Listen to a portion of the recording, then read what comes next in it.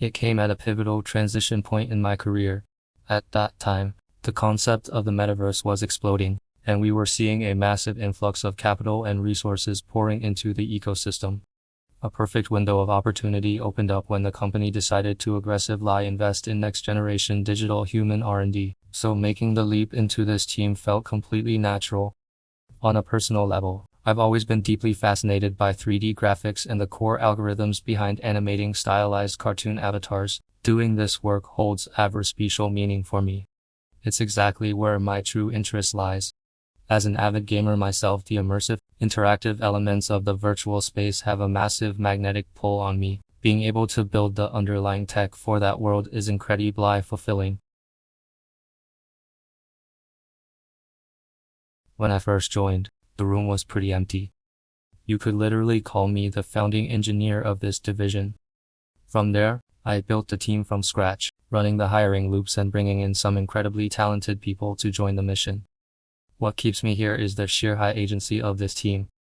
Everyone genuinely buys into the vision. We all agree that what we are building is highly practical and carries real commercial viability. And when the market responds with positive validation, that collective win creates a massive flywheel effect that inspires everyone to keep pushing boundaries together.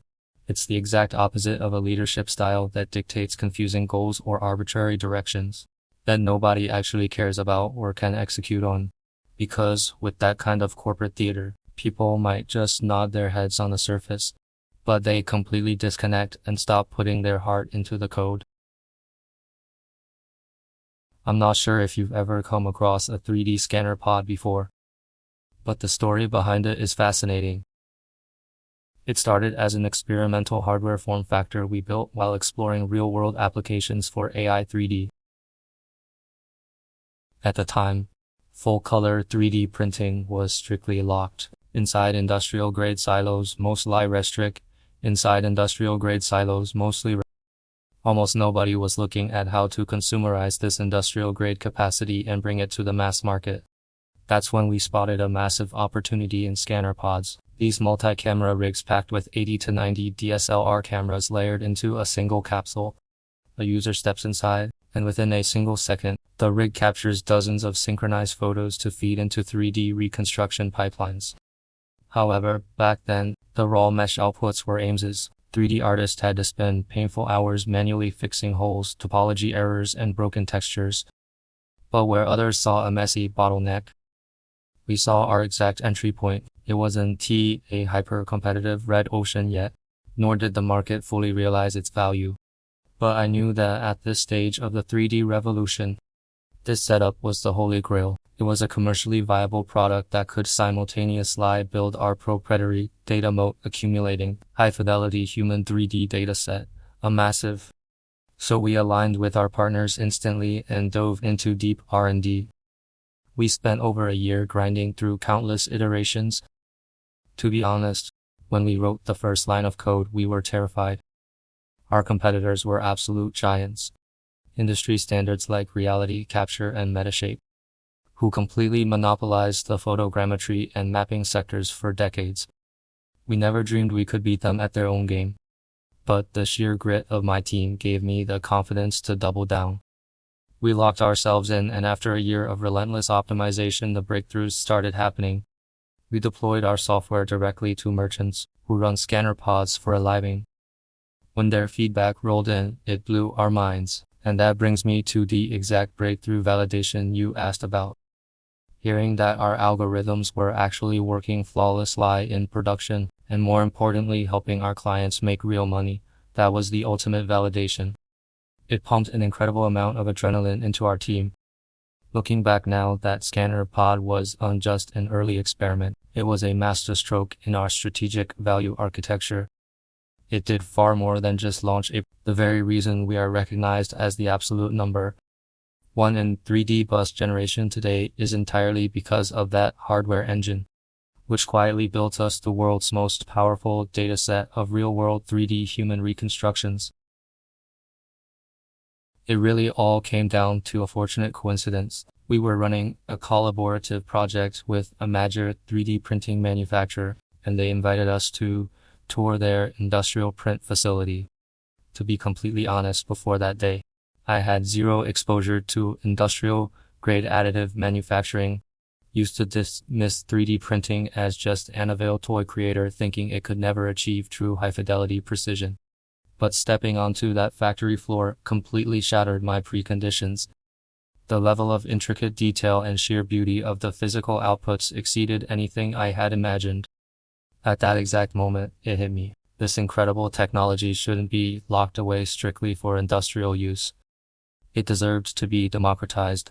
Looking at the massive global market for stylized anime figurines and pop culture collectibles, I realized this was the perfect medium to bring that industrial power to the masses. That was the defining catalyst that made me dive headfirst into this industry. Our mission is to empower everyday creators to build exactly what they imagine. To truly democratize custom figurines for everyone. Custom figurines for everyone. No one should be forced to pay exorbitant prices for mass-produced, limited edition drops that they can't even customize. First and foremost, it's entirely credited to the collective grit of my team. At the end of the day, individual brilliant capacity is always finite. It is the organic, self-driven hustle of every single team member that compounds into a powerful synergy. My leadership philosophy starts with absolute trust. The moment we lock in a strategic objective, I initiate a high-frequency synchronization loop with the team. I assure that everyone crystal clearly understands not just what we are building, but how this work will shift the industry landscape and unlock massive value downstream. Once the team genuinely buys into the impact, they stop just executing tasks and start going all-in with their full potential. But the absolute game changer for our culture is this: we refuse to let our engineers get trapped behind their monitors or locked in desktop isolation. I frequently pull our algorithm engineers out of the office and bring them straight to the front lines with our partners and suppliers, forcing them to experience the raw, real world operational pain points firsthand. We build our models from those physical realities, completely breaking down the traditional, artificial wall between pure tech and business operations. Having deep tech engineers directly confront and solve core business problems is the ultimate, shortest path. It creates the most frictionless, high-velocity loop imaginable. Oh, absolutely. We've definitely had our share of heated moments. You know, the classic tech meme on the internet. Product managers squeezing the algorithm team, and engineers constantly protesting. But honestly, we are no exception. It's all completely healthy friction. Because at the end of the day, everyone is fiercely protective of the project's success. PMs are always pushing for ultimate perfection in user experience, while our starting point as researchers is grounded in the actual engineering, implementation paths and what the current state of technology can physically deliver. That naturally creates a structural gap between vision and reality. But that tension is beautiful, as long as you bridge it with transparent communication and strip away the noise to clarify the core business logic. My approach is simple. I lay all our cards on the table and show them the absolute theoretical ceiling of our current algorithms. In return, they tell me what the absolute non-negotiable user needs are. From there, we negotiate a balanced high-velocity compromise. After all, we are all tied to the exact same mast.